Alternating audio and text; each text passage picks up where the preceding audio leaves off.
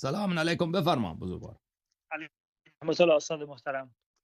سلامت باشین، بفرمایید. ببخشید مزاحم شدم دوباره در این برنامه امشبتان. جان.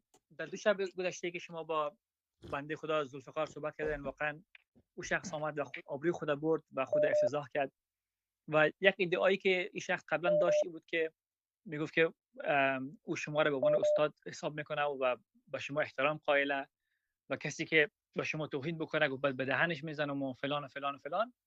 ولی الان منافقتش خیلی معلومه و در دو شب گذشته در برنامه زنده خود هم خودش فحاشی میکنه و حرفای بد میزنه که اصلا گفتنش برای من خیلی سخت است و اصلا نمیگم و هم کسایی اطرافش هستن هم همین گبار میزنن.